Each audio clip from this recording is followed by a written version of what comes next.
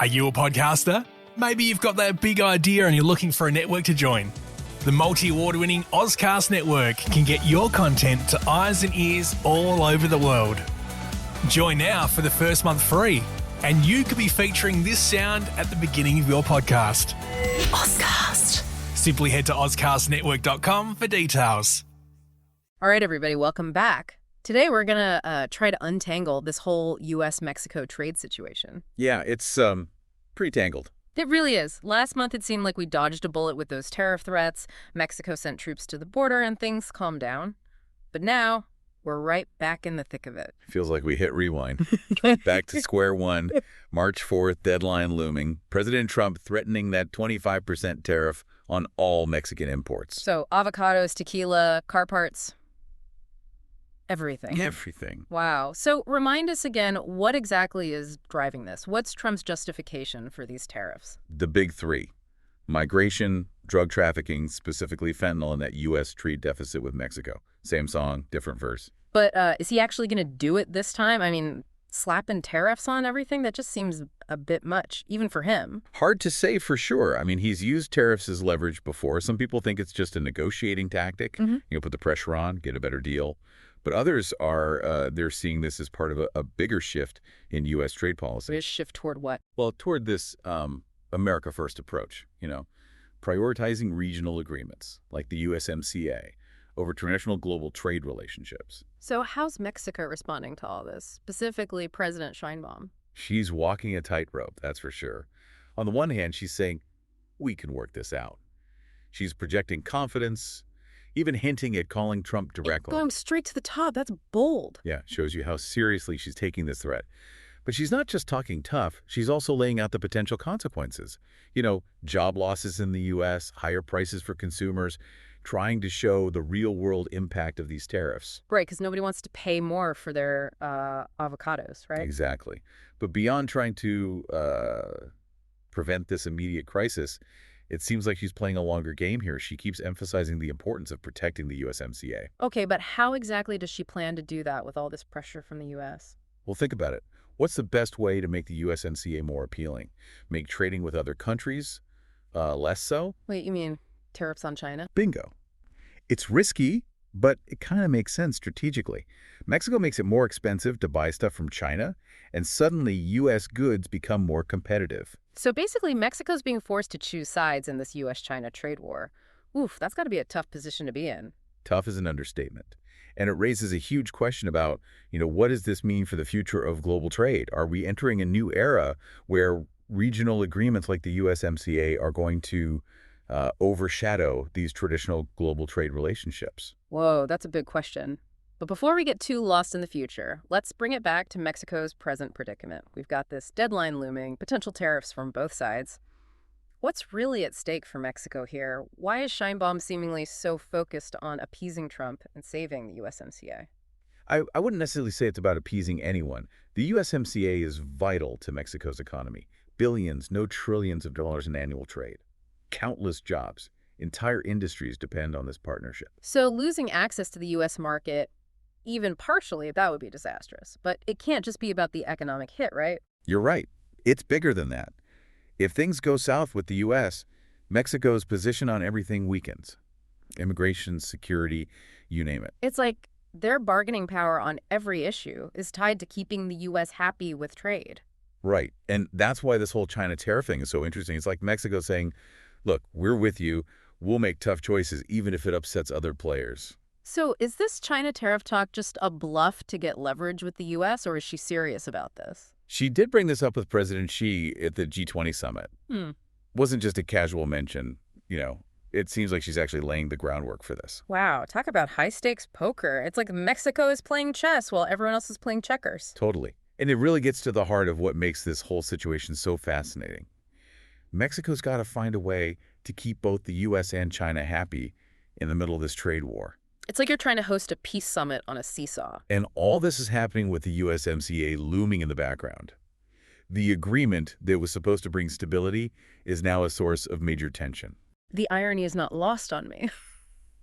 Okay, but before we get too sidetracked, let's go back to Trump's justifications for these tariffs. I think it's worth breaking those down a bit more. Absolutely. So First, there's migration. Trump's argument is that Mexico isn't doing enough to stop the flow of undocumented migrants coming into the U.S. Which has been a central theme of his presidency, hasn't it? Well, absolutely. It's a key issue for his base, and he's used it repeatedly to justify his hardline immigration policies. Okay, migration's point number one. What's the second issue he's using? Drug trafficking, specifically fentanyl, deadly opioid, and the U.S. claims a lot of it's coming from Mexico. Right, and this is a serious issue, no doubt. But is it really fair to put all the blame on Mexico? That's where it gets complicated. Mexico is definitely a transit country for fentanyl, but it's way more nuanced than that. You got to think about demand to the U.S., the role of organized crime, and the challenges of enforcement on both sides of the border. It's like a big tangled web connecting multiple countries and all these complex factors. Exactly. And slapping tariffs on Mexico, it's not going to magically solve this problem.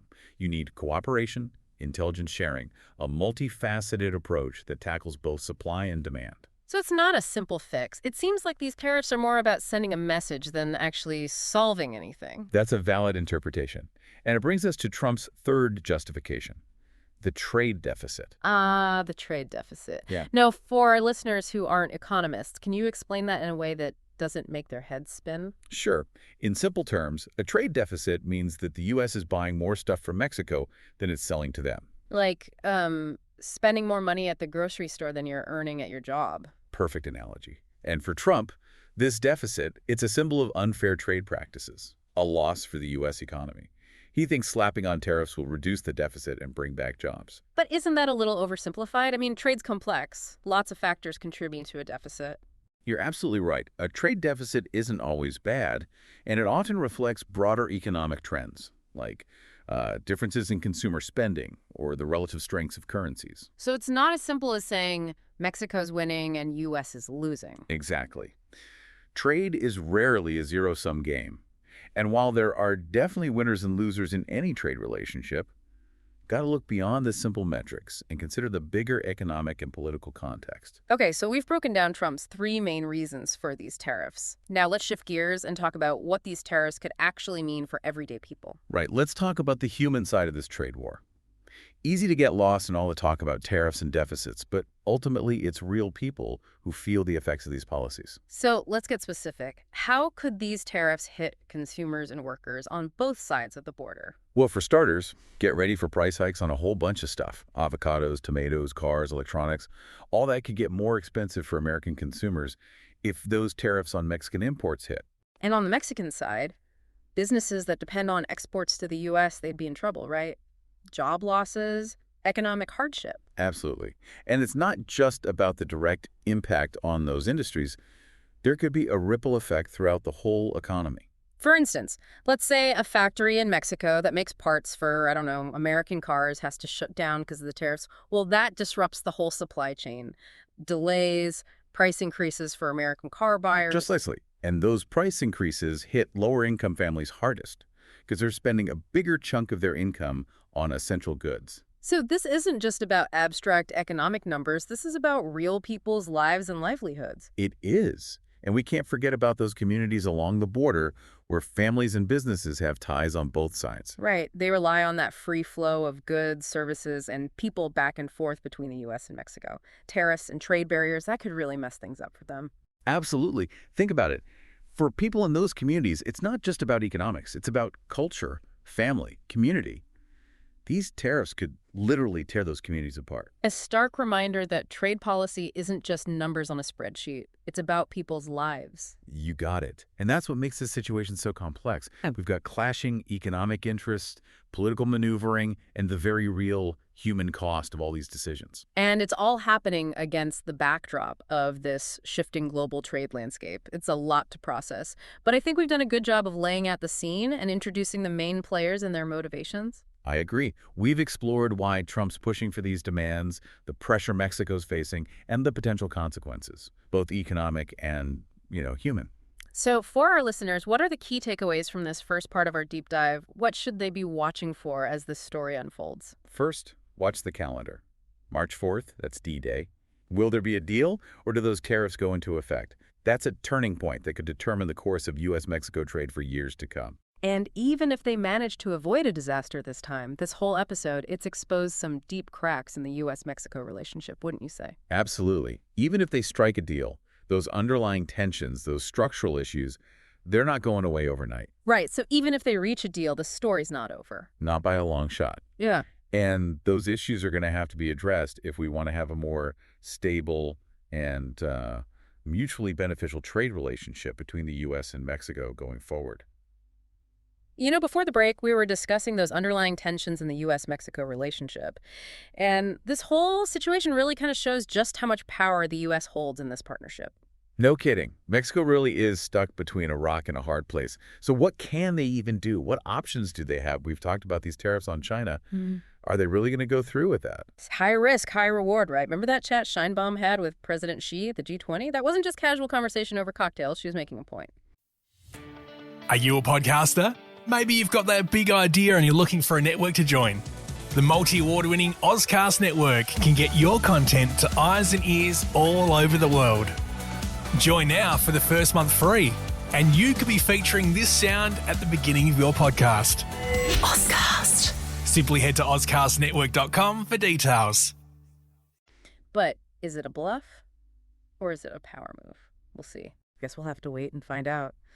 But even if Mexico wanted to play hardball with China, wouldn't that backfire in some way? Oh, for sure. China's a global superpower. You can't just ignore them. Alienating China could come back to bite them later. It's like juggling chainsaws, isn't it? One wrong move and yikes. Yikes is right. Mexico's trying to walk this incredibly fine line, keep the U.S. happy, but not push China away completely. So what are they hoping to achieve here? What's the end game for Mexico? Saving the USMCA, that seems to be the priority. It's their lifeline, economically speaking, so it makes sense they do whatever it takes to protect it. Makes sense. But what about all the other issues on the table, like the migration and the drug trafficking? Are those just bargaining chips, or does Mexico see those as serious problems they have to fix? It's probably a little of both, honestly.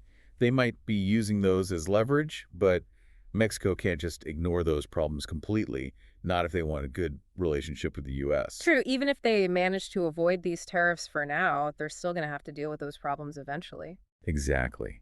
And that's where it gets interesting. This situation's really forced Mexico to reassess its priorities, Like, what do they want their relationship with the U.S. to look like going forward? It's like they're being forced to figure out their place in North America, and maybe even their place on the world stage while they're at it. Yeah, it's a defining moment for them. This isn't just about trade. It's about Mexico asserting its independence, finding its own path. Speaking of paths, let's talk about the potential consequences if this all goes sideways. We touched on this earlier, but it's worth exploring a bit more. What happens if those tariffs actually hit? What's the impact on everyday people? Well, first of all, get ready to pay more for your groceries. Avocados, tomatoes, tequila, it's all going up. And if you were planning a spring break trip to Cancun, those margaritas are going to cost you. Exactly. And those are just the immediate effects you see as a consumer. The real pain will be felt in those industries that rely on trade with the U.S. Factories shutting down, people losing their jobs, whole communities feeling the impact. It's like a domino effect. It could ripple through both economies. Yeah. And we can't forget about retaliation. Right. If the U.S. puts tariffs on Mexico, Mexico's going to hit back. What would that look like? What kind of U.S. goods are they going to target? My guess is they target things strategically, products that are produced in states that are important to President Trump politically. Think corn, soybeans, pork, that kind of thing. Suddenly, those swing states he needs to win re-election are feeling the pain. Sending a message right back to him. It's like a game of economic chess, each side trying to outmaneuver the other. You got it. But it's a dangerous game, and it could end badly for everyone involved. So how do we avoid that worst-case scenario? Is there any hope for a peaceful resolution here? There's always hope. Negotiation, that's the most likely way out of this. Both sides giving a little to get a little. So compromise. What would that look like in this situation? Mexico could agree to, say, tighten border security, maybe step up efforts to crack down on drug trafficking, maybe adjust some trade policies to make things easier for U.S. companies. And in exchange, the U.S. Well, they'd probably have to ease up on the tariffs. Maybe implement them gradually instead of all at once, or target specific industries instead of that blanket 25%. So a scalpel instead of a sledgehammer. Exactly. And maybe throw in some sweeteners for Mexico, like investing in infrastructure or offering better terms in other areas of cooperation. Okay, that sounds Maybe possible, but is Trump really going to back down? That doesn't seem like his style. Compromise isn't exactly his strong suit, that's true. But remember, he has backed down from tariffs before. Right, like with the steel and aluminum tariffs on Canada and Mexico a couple of years ago. He did eventually back down from those. He did. So it's possible. Pressure from U.S. businesses, stock market concerns, maybe even political calculations, those could push him to change his mind. Okay, so there's a sliver of hope there. But even if they manage to pull off a deal and avoid a trade war, this whole situation has really highlighted some problems with how global trade works, wouldn't you say? Totally. We're seeing this shift away from multilateralism towards this more regionalized approach. Under the current administration, the U.S. has really favored these bilateral and regional deals like the USMCA. And they're not so worried about global agreements like the World Trade Organization. And that trend's likely to continue no matter who wins the next election, right? I think so. Mm. The U.S. is focused on its own interests and not so much on playing by the rules of the global system. Which means countries like Mexico are in a trickle spot. They have to deal with the U.S., but they also have this opportunity to, strengthen their ties with other countries. It's a fascinating time to be watching global trade, that's for sure. It really is. But before we get too carried away with the big picture, I want to bring it back to something you said earlier about the human cost of all this. Right. It's important for listeners to remember that these trade disputes aren't just theoretical.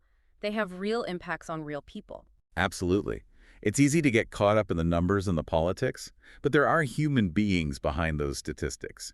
Families that rely on those jobs, communities built around those industries, real people whose lives are affected by these decisions. And it's not just about the economics of it all. It's about culture, identity, the ties that bind communities together. These trade disputes can create divisions, strain relationships, and really undermine the fabric of society. That's why we need to approach these issues with sensitivity and try to find solutions that work for everybody, not just those at the top. Couldn't agree more. So for our listeners, I'd say the key takeaway here is this. Stay informed, stay engaged, and remember the human element in all of this. Well said. And as we move into the final part of our deep dive, we'll explore some potential solutions and discuss what the future holds for U.S.-Mexico relations in this new global landscape. Okay, so we're back, and it's time to look ahead. What happens next in this U.S.-Mexico trade standoff? We've talked about the threats, the potential fallout, but is there a way out of this? Well, there's got to be, right? I mean, at the end of the day, it's a negotiation. Both sides need to find a solution that, even if it's not perfect, at least works for both of them. All right, so let's brainstorm here. What are some scenarios that could lead to a resolution?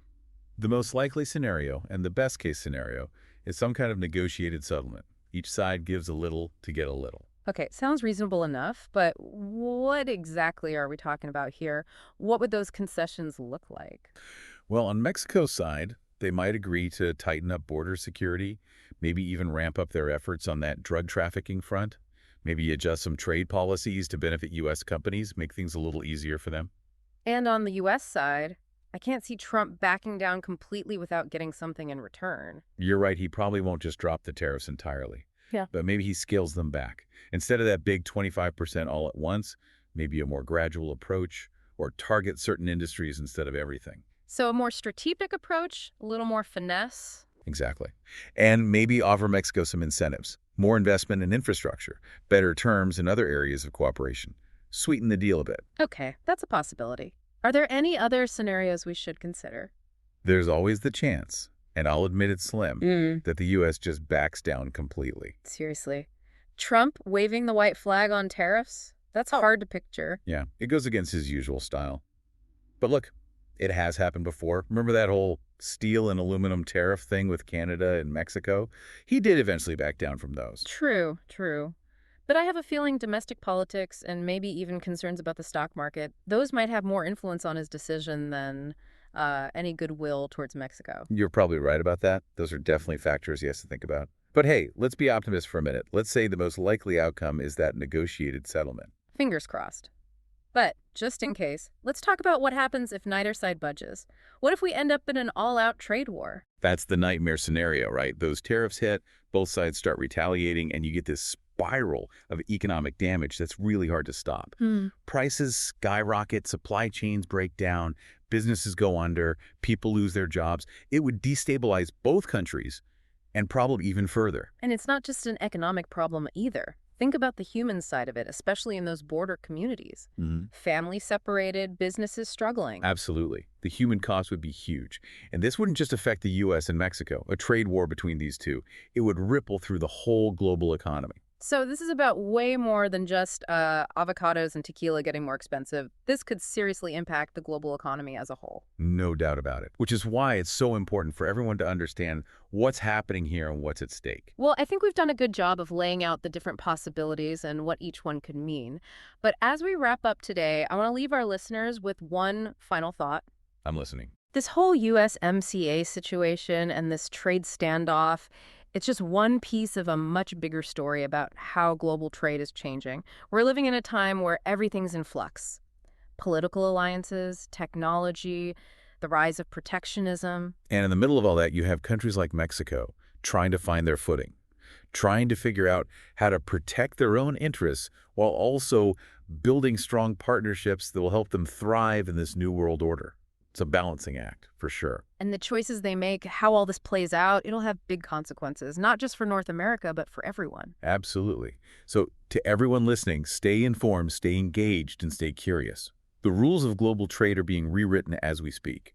Understanding what's happening now is critical to navigating the future. Well said. We've covered a lot of ground today, from the specifics of these tariff threats to the wider implications for global trade. Hopefully everyone listening now has a better grasp of what's going on. It's been great diving into this with you. Who knows what will happen next in this trade saga? But one thing's for sure, this story's not over yet. Not by a long shot. And we'll be back to break it all down as it develops. Thanks for joining us for this deep dive into the world of U.S.-Mexico trade. Until next time, stay curious, stay informed, and stay engaged. Are you a podcaster? Maybe you've got that big idea and you're looking for a network to join. The multi-award-winning Ozcast Network can get your content to eyes and ears all over the world. Join now for the first month free, and you could be featuring this sound at the beginning of your podcast. Ozcast. Simply head to ozcastnetwork.com for details.